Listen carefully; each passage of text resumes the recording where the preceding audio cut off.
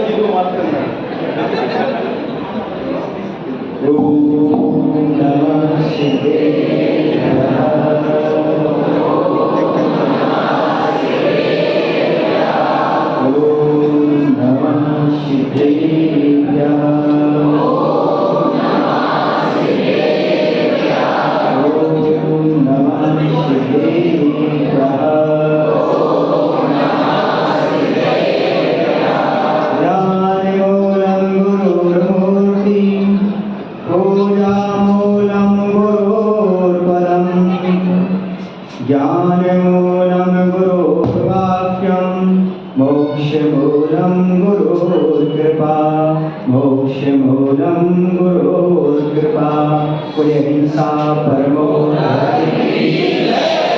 सिद्धोदय सिद्ध क्षेत्र नेवावर के पारशनाथ भगवान की आचार्य गुरुदेव भगवान श्री विद्यासागर जी महाराज की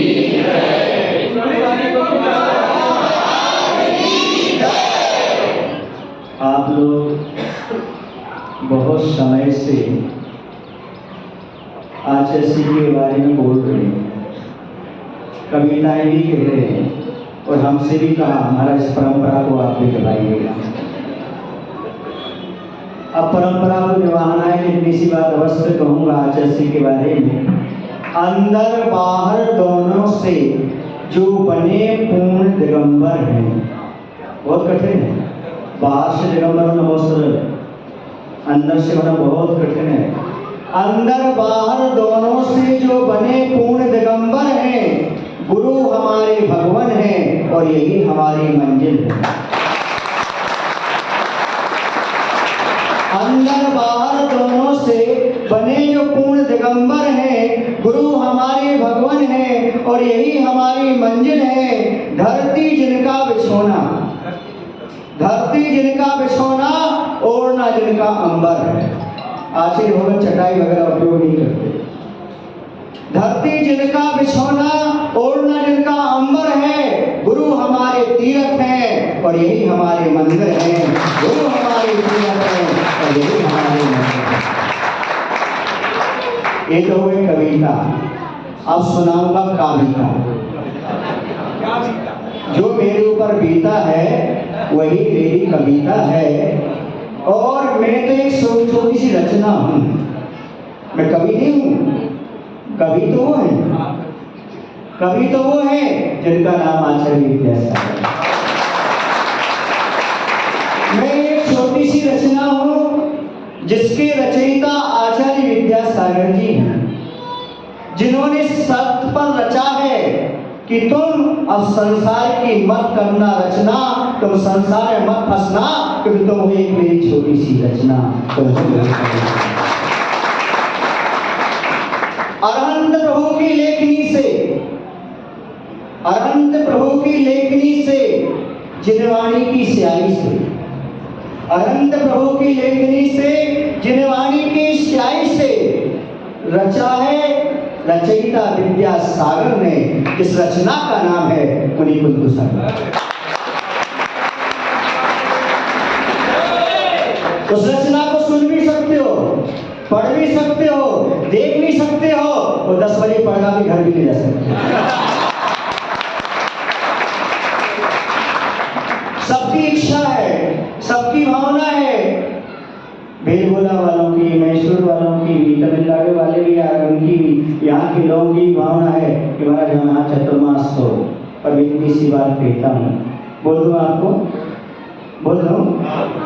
एक छोटा सा बादल का टुकड़ा, एक छोटा सा बादल का टुकड़ा कहाँ कहाँ बरसे, सारा देश ही तो प्यासा है।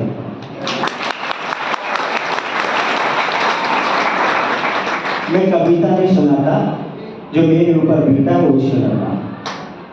दीक्षा लेने के पहले किसी ने मुझसे पूछा कि आज वर्तमान में सरोषण तो है नहीं, साक्षात भगवान तो है नहीं, तो दीक्षा लेने कहाँ जा रहे हो? मैंने कहा, मैंने माना कि वर्तमान में कोई सरोषण नहीं है और वर्तमान में कोई प्रभु नहीं है, लेकिन जहां गुरु विद्यासागर जी के चरणों में सबको जीने से समान अवसर मिलता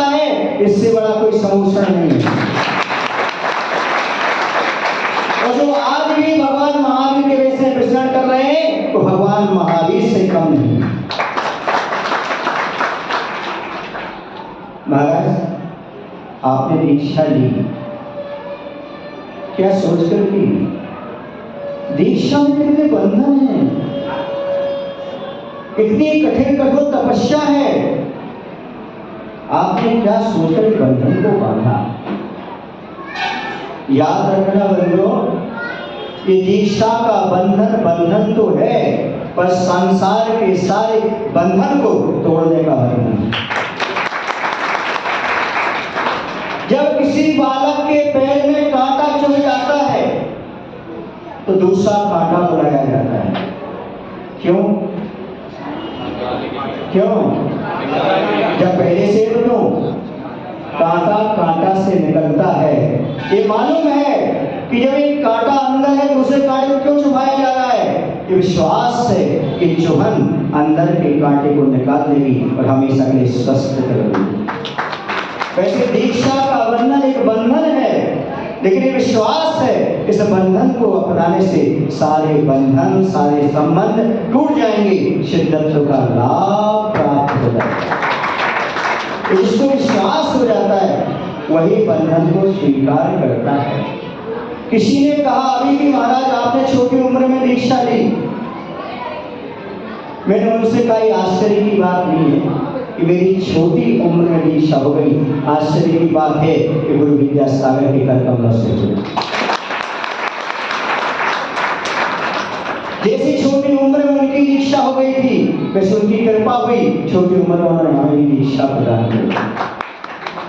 जैसी उनकी श्री ब्रह्मचारी से मेरी दीक्षा हुई थी, वैसे उन्होंने हमें श्री ब्रह्मचारी से पेपर देकर के आए थे हम कॉलेज से, और श्री हमारी दिगंबरी दीक्षा।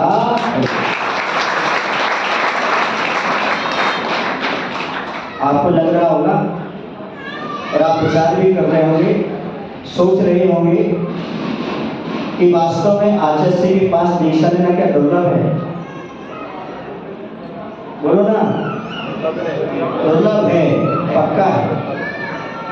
बहुत बहुत पुण्य चाहिए तभी उनके हाथों से दीक्षा संपन्न हो पाती है। क्योंकि बंधु बहुत सारे लोग हैं जो जितनी हमारी उम्र है ना 40 वर्ष, इतने वर्ष की हो चुकी है बाल ब्रह्मचारी, फिर भी अभी तक उनको दीक्षा प्राप्त नहीं हो पा रही है। विचार करो, आप तो पुण्यशाली हैं ही, लेकिन मैं भी पुण्यशाली हूँ। मैं तो पुण्यशाली हूँ पर आप भी पुण्यशाली हैं। बड़ा डबल क्यों बोला? क्योंकि एक मामले में हमसे भी ज्यादा पुण्य आपका है। एक मामले में हमसे भी ज्यादा पुण्य आपका है, क्योंकि दीक्षा के बाद हम लोग आचार्य के बार बार दर्शन नहीं कर पाते, वो जहाँ भेजते वहां पर जाना पड़ता है। पर आप बड़े सौभाग्यशाली, जब चाहो जब गुरुवार के दर्शन करने चले जाए। लेकिन एक मामले में हम भी सौभाग्यशाली। पूछो क्यों? लोग कहते हैं गुरु महाराज मेरे गांव में, मैं कहता हूं मैं तो गुरुदेव की छांव में। गांव में होना तो सौभाग्य है, पर छांव में होना सबको सौभाग्य है। और उन्होंने कहा कविता निभाना पड़ेगी, तो बच्चे भी कविता ही में करना पड़ रहा है। एक कह रहा महाराज आप तो कवि हैं, मैं कवि नहीं हूं, मैं तो अभी भी कवि था, कवि हूं, कवि रहूंगा, ऐसा नहीं। अभी तो कवि हूं, आगे महाकवि बनूंगा। लोगों ने मुझसे पूछा दुनिया में बहुत सारे संत थे और अभी हैं नहीं, लेकिन तुम्हारे लिए विद्यासागर ही पसंद क्यों आए? आपको गुरु विद्यासागर ही पसंद क्यों आए? तो मैंने उनके लिए 8-10 अक्षर की कविता बनाई। यदि समझ में आ जाए तो ताली बजाना, वरना 3 दिन बाद बजाना, क्योंकि 3 दिन में तो समझ में आ जाएगी ना, आ जाती ना। यूं तो दुनिया में ना जाने कितने नदी, तालाब और कुएं हैं। इसे मेरी प्रशंसा है, समझ सको। गुरु महाराज की तो है, पर मेरी भी है। न जाने दुनिया में कितने तालाब, नदी और कुएं हैं, पर क्या करें, हंस का मन तो मान सरोवर का ही ध्यान किया। और हंस का मन तो मानसरोवर का ही ध्यान किया करता है। कौआ अलग चीज होता है, बगुला अलग चीज, और हंस तो हंसी होता है। वह मानसरोवर के अंदर और कहीं जाना पसंद नहीं करता। एक बार मानसरोवर का पानी पी लेता है, भूत होना भविष्य की उसे कहीं रुचता ही नहीं, अच्छा लगता ही नहीं, तो उसकी परिणति हुआ करती है। आचार्य सिंह के बारे में सब लोग अच्छी अच्छी कविताएं कह रहे थे। मैंने भी सोचा मैं भी कविता खोज लूं, आप कहें सुना दूं। कितने लोगों को सुनना है? सभी को सुनना, मुझे सुनाना है। दया करुणा और क्षमा के जो सागर हैं, दया देवदय को आशीर्वाद दिया ना, दया क्षमा और करुणा के जो सागर हैं, जिनके चारित्र और ज्ञान जग में उजागर है, जिनके चारित्र और ज्ञान जग में उजागर हैं, उनकी महिमा कहाँ तक कहूँ बंधु, उनकी महिमा कहाँ तक कहूँ बंधु, जो महावीर के भेष में हमें मिले गुरु विद्या सागर हैं।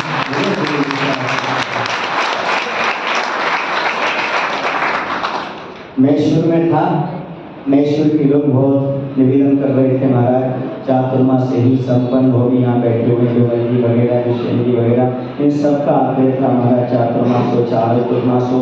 हमने कहा तो बहुत समय है, बेंगलोर की हो जाते हैं, क्योंकि तो यात्रा पर हैं, जितनी अधिक यात्रा हो जाए उतना अच्छा होगा।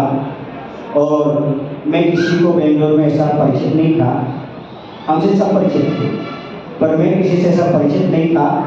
हमारे साथ बिहार में चल रहे थे आजाद भाई कुंभराज वाले, उनके भाई यहाँ पर मौजूद है। वो 17 दिन तक बिहार में अपने आहार की व्यवस्था लेकर के चले, और उनके भाई यहाँ मौजूद थे संदीप, आप जानते हैं अच्छी तरह से, संदीप भाई। और इन्हों की इच्छा थी कि महाराज हम लोग ज्ञानोदय में रहते हैं, आपका पदार्पण हमारे ज्ञानोदय में हो जाए। मैं कहता हूँ जितना आप लोग पुण्य कमा रहे हो ना, इसका 6वां अंश संदीप भाई को बनेगा।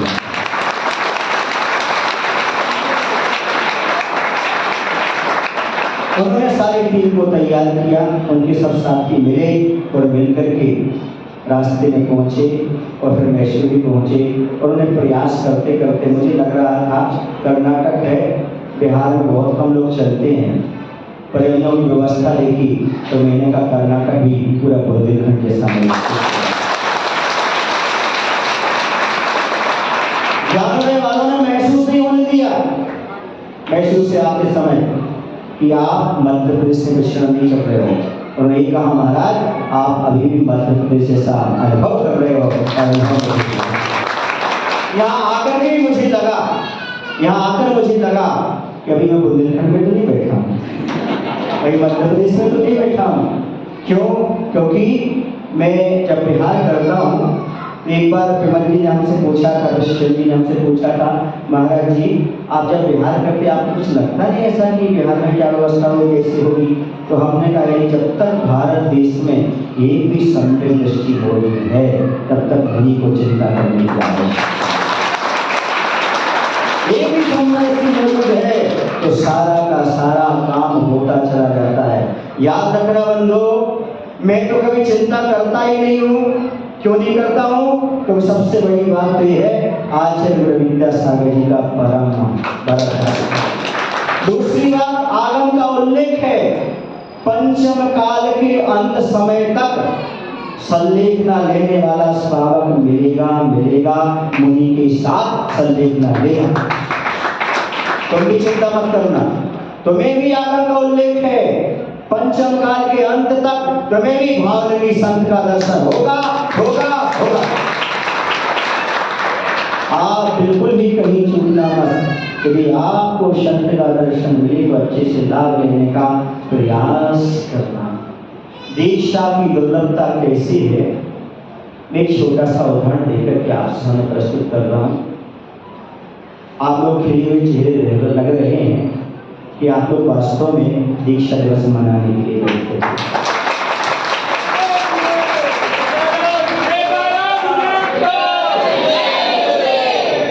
चतुर्निकाय के देव होते हैं, सारे देव सब कल्याणक में आते हैं।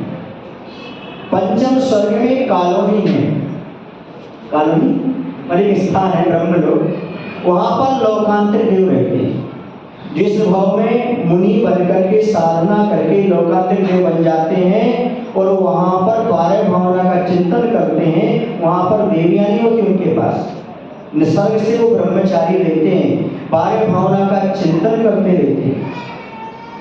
एक भाव अवतारी होते हैं, वो भी किसी कल्याणक में आए ना आए, लेकिन भगवान की दीक्षा कल्याणक में अवश्य।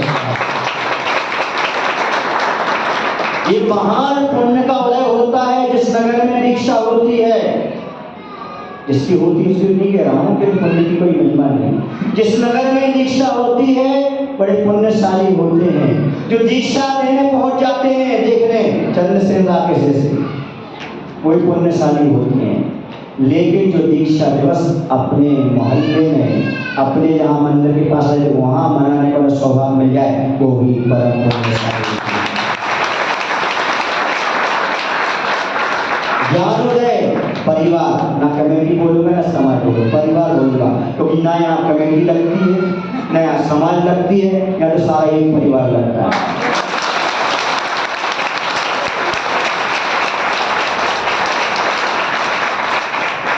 एक गिरे निंदा नहीं करो ना हमारे, संसद संसद करते जाओ,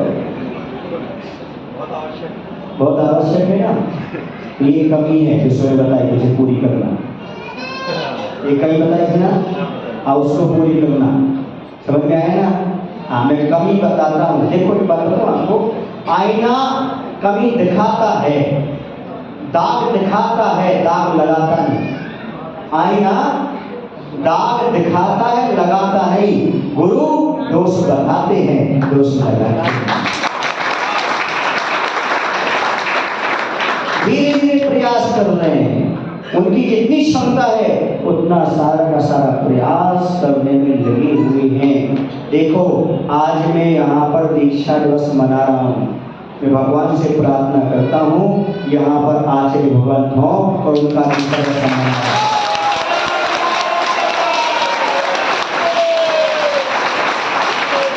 सौभाग्य मिलता हूँ, ज्ञान वालों को प्राप्त हो, वैसे उसकी भावना रखना। सब लोगों का विकल्प था, महाराज छोटा परिसर है, छोटा परिसर है। याद रखो समोसे में सब समा जाते हैं, सम्मान भगवान का समोसा है। यहाँ तो सारे असंभव काम संभव हो जाए। याद रखो, जिसके हाल में जगह हो पर दिल में जगह ना हो, वहां कभी मत जाना। और जहां दिल में जगह हो, हाल में ना हो, तो खड़े होकर सुनना।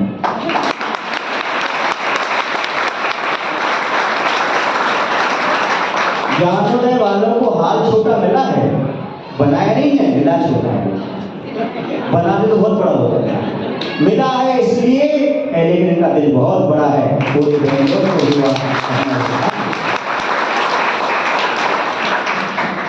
बात रही दीक्षा की। दीक्षा कौन लेता है और दीक्षा कब लेना चाहिए? जिसे आपने बसाया है, जिसे आपने सजाया है, अच्छे सुनना, जिसे आपने बसाया है, जिसे आपने सजाया है और जिसे आपने संयोया है, संयो कर रखा है, इन तीनों से वैराग्य प्राप्त करने का नाम दीक्षा धारण करना। ताली में तो अभी आपको समझ में नहीं आया। जिसे आपने बसाया है उसका नाम है संसार, जिसे आपने बसाया है उसका नाम है संसार, और जिसको आपने सजाया है उसका नाम है शरीर, और जिसे आपने संयोया है उसका नाम है भोग। संसार, शरीर और भोगों से वैराग्य प्राप्त करने का नाम है दीक्षा धारण। जब तक संसार से, शरीर से, भोगों से वैराग्य नहीं आता, तब तक जीवन में दीक्षा सार्थक नहीं होती। आपको भी वैराग्य आता है, कब? जब मरघट जाए, खुद नहीं दूसरे को ले जाए, तब बैराग आता है। प्रवचन सभा में बैठते हो तब आपको बैराग आता है, आता कि नहीं? आपको कैसा लग रहा है? बोलो ना। किसी ने पूछा महाराज जी आपको मुनि बनने के बाद कैसा लगता है? हमने कहा आपको मुनि देखने के बाद कैसा लगता है? मुनि को देखने पर आपको कैसा लगता है? बोलो ना। किसी के हाथ में लड्डू हो तो आपको देखकर अच्छा लगता है, इसके हाथ में हो, बोलो ना। अब आप पूछोगे गूंगे से, बताओ भैया लड्डू कैसा हो गया? मैं भी कहूँगा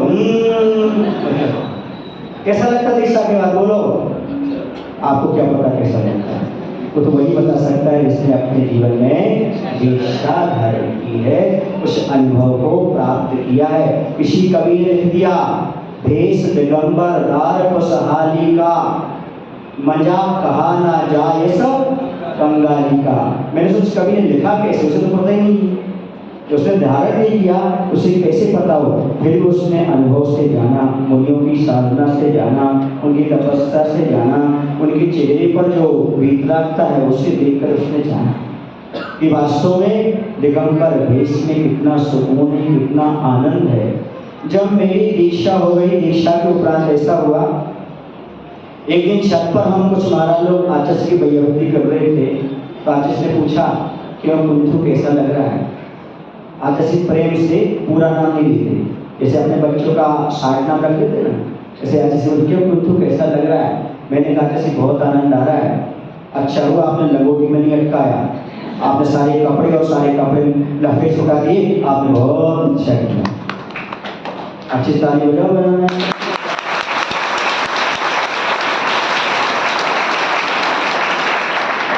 इसकी ताली बजाई आपने।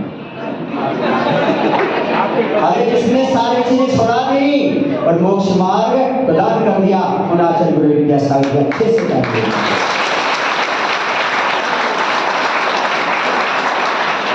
मैंने कहा आचार्य ने आपने बहुत बड़ा उपकार किया, आपने बहुत बड़ा उपकार किया, हमें मुनि दीक्षा प्रदान की। आचार्य ने कहा हमने क्या किया? तुमने भावना भाई, तुम्हारी दीक्षा हो गई।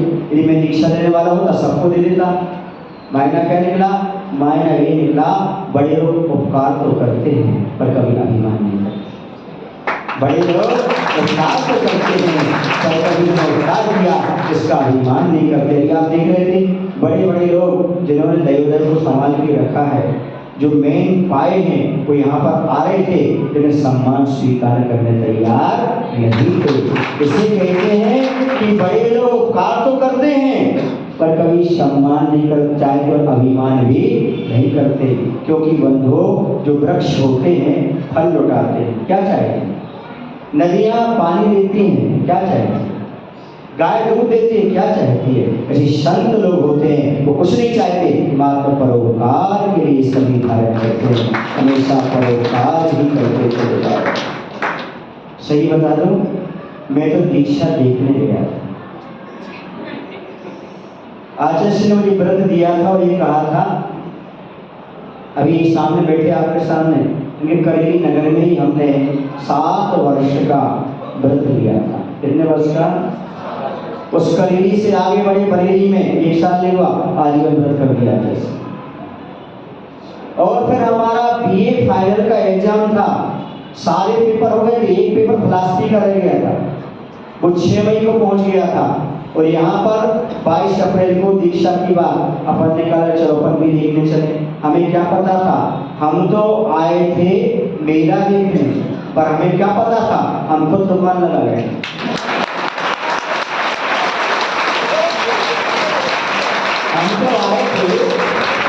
हम तो आए थे मेला देखने, पर गुरु ने माल दे दिया, माला माल कर दिया, हम खुद दुकान लगाए। हमें उम्मीद नहीं थी हमारी दीक्षा हो जाएगी, क्योंकि आचार्य की कोई फिक्स नहीं चलती, कोई फिक्स नहीं होता। आत्म कल्याण की अपना निवेदन करता है, धीरे धीरे वहाँ पर सुनवाई होती जाती, काम होता जाता है। आचार्य ने हमसे सारी चर्चा कर ली, ये भी नहीं बताया हम क्या बना रहे आपको, सुने ना, ये भी नहीं बताया क्या बना रहे आपको। मैंने भी कोरे कागज पर दस्तखत कर दिया, इस पर मैंने कोई शर्त नहीं रखी क्या करना आपको क्या नहीं करना। उन्होंने हमसे सब कुछ पूछा, बातचीत की। हमने कहा जैसे क्या होगा, बोले जो कल होगा सो देख लेना, जो कल होगा तो देख लेना। हाँ एक बात ध्यान रखना, बाहर कोई पूछे आपसे क्या हो रहा है तो कहना हमें कुछ नहीं पता। क्या कहना? अब बाहर लोग खड़े हमसे पूछ रहे आप आज से चर्चा करके आज क्या हुआ, बोले आज से हमने भी कही आज से सब चर्चा कर लिए और कहते किसी से मत कहना।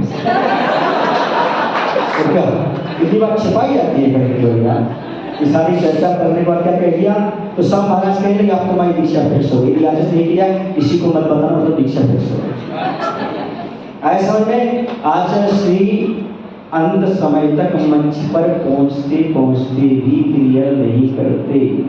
शाम को बुलाया और उन्होंने कहा तुम्हें कीर्तन करना है, बिनोली में सम्मिलित होना है। ये बिनोली में सम्मिलित हो गया, कीर्तन हो गया। अभी नहीं पता कौन सी दीक्षा है,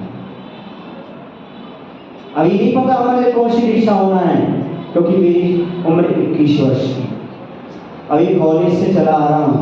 आचार्य ने कहा था आपको यही फाइनल करना है। मैं भी चतुर था, पूछो क्यों? पूछो ना, लगता नहीं चतुर जैसा नहीं लगते? अरे आचार्य सिंह सस्ते हैं, चतुर तो होंगे।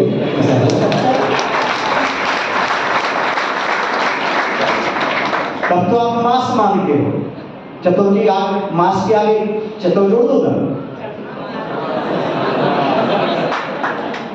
क्या मानते आप? क्यों?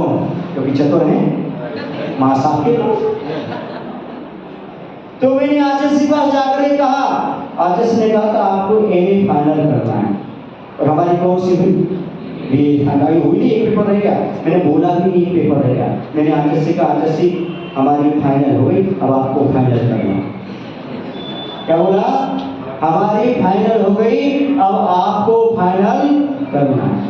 ऐसा में ज्यादा नहीं बोलो, गुरु के सामने ज्यादा बोले तो फंस जाए। जितना कम बोलो, जितनी बात रखो, उतना काम अपने आप होता चला जाता है। शब्दों को पकड़ होती है, आप इस शब्द को पकड़ लेते हैं। तुम्हारे शब्द कौन सी हम ये कहते अभी हमारा एक पेपर रह गया है तो दो भैया, हमने नहीं बोला एक पेपर रह गया। हमने क्या कहा? बीए का नहीं बोला हमने, तो वो एमए का कहा था। यदि बीए बोलते तभी अब 2 साल होना पड़ता, इसलिए हमने सीधा कहा क्या आप भी समझ लें। जब आप किसी पास जाओ तो कम शब्दों में अपनी बात रखने का प्रयास करना, आपका काम अच्छी तरह से हो जाएगा। मैं एक बात और कहना चाह रहा था, वो ये कहना चाह रहा था, बोल दूं आपसे, कलाकार वो नहीं होते, कलाकार वो नहीं होते जो चित्र में भगवान का रूप बनाते। कलाकार वो नहीं होते जो चित्र में ये बनाए ना किसी मोक्ष मार्ग की बात कह रहा हूँ। कलाकार वो नहीं होते जो चित्र में भगवान का रूप बनाते हैं। कलाकार तो विद्यासागर हैं जो अपने चित्त को भगवान के रूप बनाते हैं। उन्होंने कलाकारी सिखाई है, तो भगवान का रूप मत बनाओ, अपने चित्त को भगवान के अनुरूप बनाने का प्रयास करो। और जिसका चित्त भगवान के अनुरूप हो जाता है, सारा काम हो जाता है। लोग दुनिया में मित्र खोजते हैं, लोग दुनिया में मित्र खोजते हैं, पर मैं कहता हूँ दुनिया में मित्र मत खोजिएगा। जिसका मन पवित्र होता है, हर किसी के दिल में उसका चित्र होता है। दुनिया में कहीं भी चला जाए, हर कोई उसका मित्र होता है, हर कोई अपने मन को पवित्र बनाने की आवश्यकता है। दुनिया में कहीं भी चले जाओ, आपका काम अपने आप होता चला जाएगा। आचार्य श्री के लिए ज्ञान सागर जी महाराज ने बोला कि सुनो, मुनि विद्यासागर जी को बोला कि तुम्हें अब अपने संघ को गुरुकुल बनाना है। क्या बनाना है? और आज क्या है उनका संघ? गुरुकुल।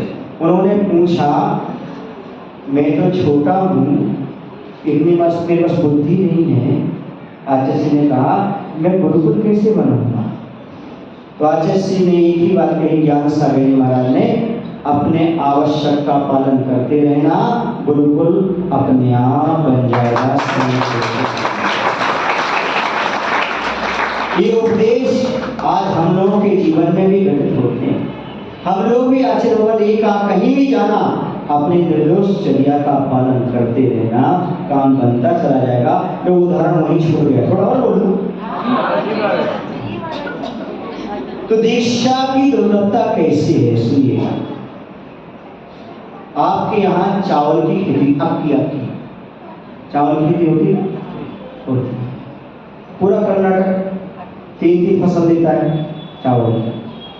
जब चावल वहां पर खेत में कितना बोया जाता है, धान वहां से निकल कर कितनी आती है, मार्केट में कितनी आती है, मार्केट से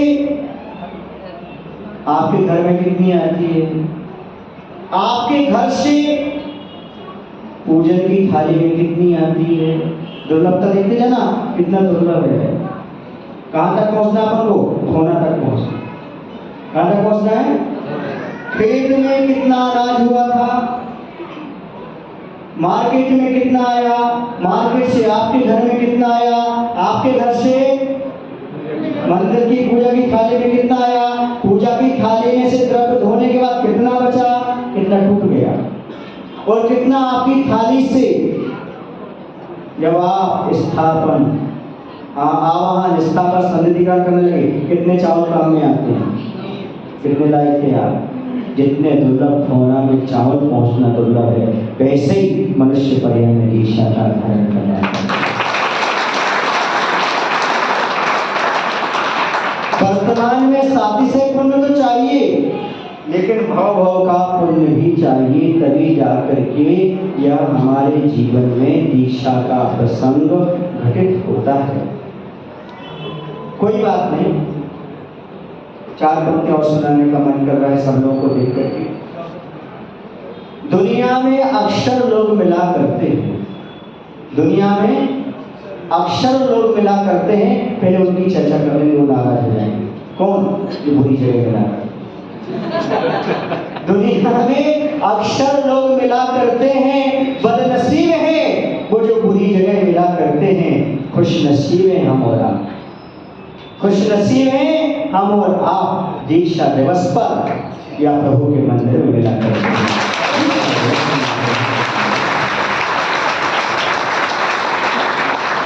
सब लोगों ने शुभकामनाएं प्रेषित की, महाराज दीक्षा दिवस की शुभकामनाएं मैं भी देता हूँ आपको। जैसे चंद्रसेन कवि ने कहा कि कोई तो साल को नजर लग गई, मुझे नजर नहीं लगी, नजर पड़ गई।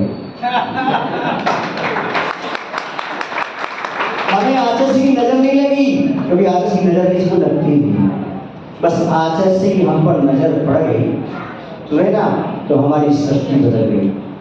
बस वैसे ही आप पर भी गुरु की एक नजर पड़ जाए और आपकी भी सृष्टि। यह भावना दीक्षा दिवस पर हम पाते, जैसे उनकी दृष्टि हम पर पड़ी वैसी दृष्टि आप पर भी पड़ जाए और आपके भी पूरे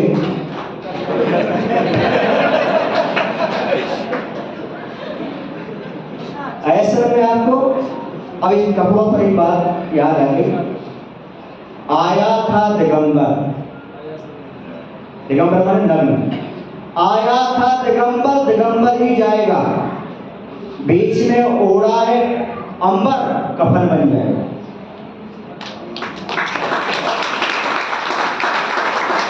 ये तो अधूरी है, अभी पूरी तो खाओ, तलने तो दो, अधूरी है।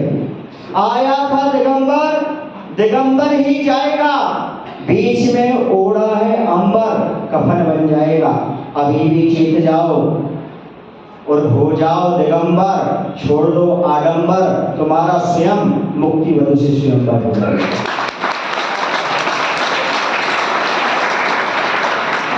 दीक्षा का अर्थ इच्छाओं का समापन नहीं होता, दीक्षा का अर्थ होता है इच्छाओं का निरोध करना।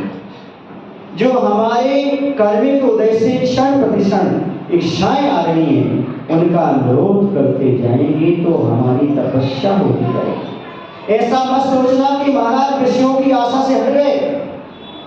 विषय आशा बसाती तो विषयों की आशा के वशीभूत नहीं होते। ऐसा नहीं कि इच्छा उत्पन्न नहीं होती, यदि इच्छा उत्पन्न नहीं होती तो एक दिन तपस्या होती। रोज इच्छाएं होती हैं, उनको क्या करना, निरोध करते जाना, इसका नाम तपस्या हुआ करती है। एक सज्जन बोले महाराज जी, उस समय की बात है, बोले महाराज जी आप जो हैं मुनि बन गए, आपने सोचा नहीं कि जीवन भर किया। कितने का है, एक दिन की खेल नहीं है, दीक्षा लेना किसका है, जीवन भर का। मैंने कहा नहीं होती, एक दिन के लिए दीक्षा लेना, एक दिन के लिए, आज के लिए। इसके लिए है आज, कल थोड़ी कल रहेगा, कल तो आज आ जाएगा। बोलो ना, जो कल की सोचता वो दीक्षा नहीं लेता था, जो आज में जीता है वो दीक्षा लेने का साहस कर लेता है। देखो बोलो, पंचम काल है, बहुत दुर्लभ है तत्व की बात को जानना सुनना, लेकिन जब हमें कोई विश्वास पात्र मिल जाता है तो विश्वास अपने आप हो जाता है। मैंने बहुत बार सोचा है दीक्षा लेने की, लेकिन मुझे गुरु पर विश्वास हो गया और मैंने दीक्षा धारण कर ली। तो लेना क्या इसका मायना हुआ, इसका मायना ये हुआ, मैं तो काली मिट्टी था, गुरु ने चाक पर रखा। मैं तो काली मिट्टी था, गुरु ने चाक पर रखा, जो चाहा उन्हें घुमा दिया और मुझे घड़े का रूप दे दिया। एक गुरु महाराज के हाथ थे, उनके कर कमल थे, उनके माध्यम से सारी चीजें प्राप्त हो जाती है। तो जैसे भी आप लोग आचस की प्रशंसा कर रहे हो, आचस ही कहते हैं मेरी प्रशंसा मत करो, आप मात्र जो प्रशंसनीय गुण हैं उनको अपने जीवन में अपनाने का प्रयास करो। यदि आप प्रशंसनीय गुण को अपने जीवन में थोड़ा थोड़ा भी लाते हो तो आपका जीवन बहुत अच्छा बन जाता है। एक बात अवश्य कहूँगा, दिगंबर जैन समाज के अनुसार नवी सिद्धि पथ धरो, जिन शासने जैवी होई नित्यरो, नगो विमोक्ष मग्गो शेषा उमग्या सब्बो। अब आप विचार करो, जिनके दो कल्याण मनाए जा चुके हैं वो कौन होंगे, तीर्थंकर। जिनके दो कल्याणक मनाए जा चुके हैं, जन्म से ही जो अवधि ज्ञानी हैं, जिनकी कनिष्ठा अंगुली से इतनी शक्ति है कि 3 लोगों को डमरू के समान क्या कर सकते हैं, घुमा सकते हैं। गर्भ में आने से 6 महीने पहले देवता रत्नों की वर्षा करते हैं। उनके कल्याण के समय देवताओं के आसन कंपायमान हो जाते हैं। जन्म से ही अभिषेक आदि करने के लिए चतुर्निकाय के देव आ जाते हैं। जब मुनि मुद्रा धारण किए बिना उनका कल्याण नहीं हुआ तो हमारा कैसे। इसलिए मुनि मुद्रा को धारण करना परम आवश्यक है, उसके बिना कल्याण होने वाला नहीं है। आप आचार्य परमेश्वरी नहीं बनेंगे चल जाएगा, आप उपाध्याय परमेश्वरी नहीं बनेगा चल जाएगा, फिर साधु बने कभी भी, साधु बने बिना कभी भी मुक्ति का लाभ प्राप्त होने वाला नहीं है। चाहे कल स्वीकारो या आज स्वीकारो, आपकी मुनि मुद्रा को स्वीकार करना ही पड़ेगा, तभी आपका कल्याण होने वाला है।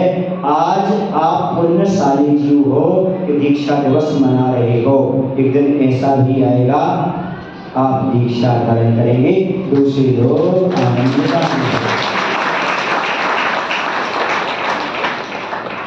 हम लोगों का दीक्षा दिवस था। हम लोगों के प्रवचन के उपरांत आचार्य ने अपना वक्तव्य रखा। उन्होंने एक ही बात कही, किसी ने बोला है कि दीक्षा कितने वर्ष हो गए, किसी ने कहा दीक्षा इतनी ले ली। आचार्य ने एक ही बात कही, साधु ये कभी याद मत रखना कि मैंने दीक्षा कब ली थी। ये कभी याद मत रखना कि दीक्षा कब ली थी। ये तो साहब याद कर लेंगे कि 99 से कितना समय हो गया, क्योंकि मैंने सन 99 में 99 का चक्कर छोड़ा। कब? 99। हाँ, 99 चक्कर समझते हो आप? हाँ। तो आज इसने एक ही बात कही, ये कभी याद मत रखना कि मैंने दीक्षा कब ली थी, लेकिन ये हर पल याद रखना कि दीक्षा क्यों ली थी। दीक्षा क्यों ली थी, उसका उद्देश्य क्या है, वह दीक्षा धारण करने के समय दीक्षा का भाव क्या था, वह दीक्षा यदि हमेशा ही भाव हमारे जीवन में बना रहा तो समझना हमारी दीक्षा सार्थक हो जाएगी। आचार्य जी ने हम लोगों पर बड़ा उपकार किया, लेकिन आप लोगों का भी बड़ा उपकार किया है। बहुत सारे सावक भी तैयार हैं। यदि हम लोगों को आचार्य से तैयार न किया होता तो 11 बजे बैठ करके भी हम यहाँ दीक्षा दिवस ना मना रहे होते। आचार्य जी का प्राणी मात्र पर उपकार है, चाहे वो देवोदय के माध्यम से हो, चाहे वह प्रतिभा स्थली के माध्यम से हो, चाहे जेलों में कैदियों के लिए हथकरघा के माध्यम से हो, और जो भी संस्था हो चाहे भागवत के माध्यम से हो, ये सारा का सारा आचार्य जी का पूरी सृष्टि पर उपकार है, सारे देश पर उपकार है। ये देश के नेता भी मानते हैं और राजनेता, मुख्यमंत्री, प्रधानमंत्री भी मानते हैं कि आखिर भगवान का उपकार सारे देश पर है। किसी ना किसी रूप से देखो कर्नाटक के कहाँ भी जन्म कहाँ लिया, कर्नाटक में। कर्नाटक के संत ने कहा संसारिक नाटक है।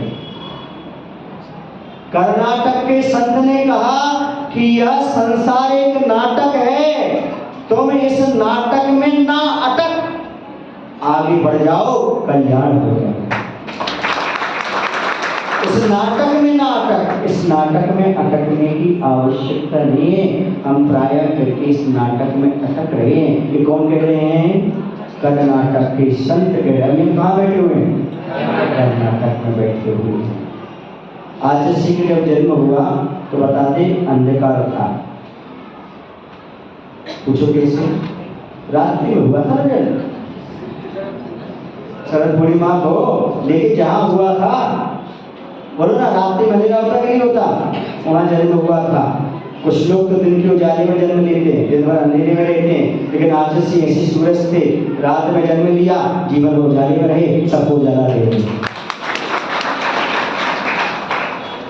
जितने जितने महान आचार्य हुए हैं वो सब कर्नाटक की धरती पर हुए हैं। ये कर्नाटक की धरती बहुत पवित्र, बहुत निर्मल है। क्यों? क्योंकि यहाँ पर महान आत्माओं ने जन्म लेकर के, दीक्षा लेकर के आगे वृद्धि को प्राप्त हुए हैं। और वैसे भी कहा ही जाता है कि आगे धर्म कहाँ रहेगा? तो दक्षिण का अर्थ मात्र दक्षिण प्रांत रख लेना। हाँ, कुछ सब ज्ञान नहीं। ये बात सही है। जब अंदर ज्ञान का उदय होगा कभी तो धर्म की प्रभावना होगी, यदि ज्ञान का उदय नहीं होगा तो धर्म की प्रभावना होती नहीं है। अब नए नए संतों को देख करके यह साधु का जीवन कैसा होता है वो 4-5 पंक्तियों में संजोया है। आप जो साधु को देखते हो, खिलती हुई फूल को देखते हो, थोड़ा आपके मन में अंदर चेहरे पर मुस्कान आ जाती है। तो मैं वो 4-5 पंक्ति आपके सामने रख रहा हूँ। देखो कैसा नया नवेला, देखो कैसा नया नवेला, फूल खिला है एक अलवेला। नवदीक्षित होते मुझे लकड़ी कह रहा हूँ। देखो कैसा नया नवेला, फूल खिला है एक अलवेला, खुद में रखता एक वंदेसा, सबको देता एक संदेशा। खुद में रखता एक वंदेसा, सबको देता एक संदेशा। साधु जीवन होता ऐसा, सूल बीच में फूलों जैसा। साधु जीवन होता ऐसा, सूल बीच में फूलों जैसा। सेज मिले तो मुरझाता है, कांटों में वह खिल जाता है। सेज मिले तो मुरझाता है, कांटों में वह खिल जाता है।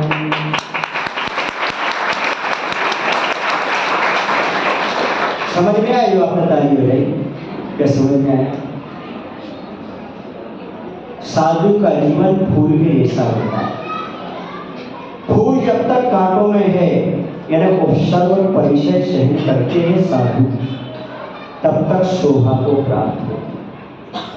जैसे फूल कांटों के बीच में है तो, हाँ, कांटों के बीच में है, कितना खुश मिजाज है, इसी लोग उसे प्रेम से कहते गुलाब।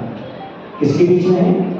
ऐसे ही जब तक साधु उत्सर्ग परिचय में रहता है तब तक वह खुश रहता है, स्टेज पर आ जाता है तो मुरझा जाता है। जैसी वह एयर कंडीशन में जाता है, फैसिलिटी में जाता है, वैसे उसका सारा जीवन मुरझा जाता है। जब तक उत्सर्ग परिचय नहीं है, समझना मोक्ष मार्ग का आनंद ही नहीं है। रास्ते में विहार करते चले आ रहे थे तो एक जीजा थे, एक साले थे। एक जीजा थे और ऋषि एक साले थे। ये आपस में चर्चा कर रहे थे। हमने कहा भैया संसार के रिश्ते में जीजा और साले होते हैं, पर मोक्ष मार्ग के रिश्ते में पैर में कांटे और बड़े बड़े छाले होते हैं। इसके बिना संसार नहीं चलता और इसके बिना कहीं मोक्ष मार्ग नहीं चलता। जब तक ये अक्षर परिचय ना हो बंधु, तब तक मोक्ष मार्ग का आनंद नहीं आता। एक दिन मैंने उससे पूछा, फूल से फूल तेरा क्या आधार है? उसने कहा बस साधु तेरे जैसा कांटों में फिरता हूँ, सही पर बसा जाता है। इतना सुंदर जवाब था उस फूल का, क्योंकि मैं तो सबसे पूछ लेता हूँ, अनपढ़ हूँ ना मैं, तो सबसे पूछ लेता हूँ। अनपढ़ था, अंगूठा लगा दिया, दीक्षा हो गई। अनपढ़ हूँ, परिचय चाहूंगा, केवल ज्ञान हो जाएगा, कोई विश्वास।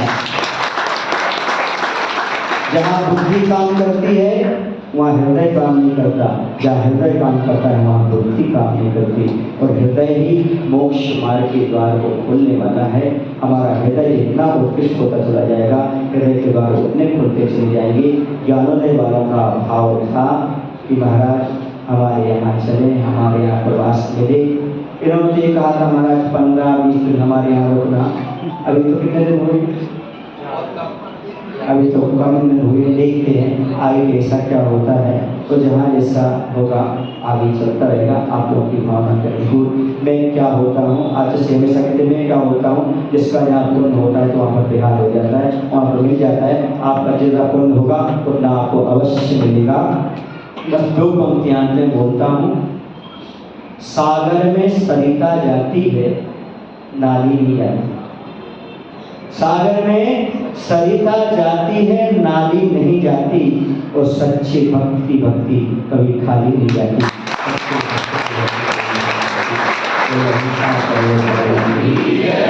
आचार्य भगवान के चरणों में अंत में 4 पंक्तियां निवेदन करता हूँ और अपनी वाणी को विराम देता हूँ। वो 4 पंक्तियां ऐसी हैं, सुना दूं आपको? सुना देता हूँ। मेरी हृदय भूमि पर पुण्य का बीज बोया है, मेरी हृदय भूमि पर पुण्य का बीज बोया है। देकर दीक्षा मुझको मोक्ष का द्वार खुला है, देकर दीक्षा मुझको मोक्ष का द्वार खोला है। ऐसे गुरुवर को नमन करूं मैं, जिनका जीवन बड़ा अनोखा है, जिनका जीवन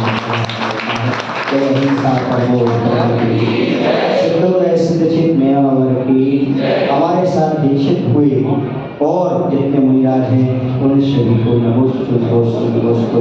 आचार्य विद्यासागर जी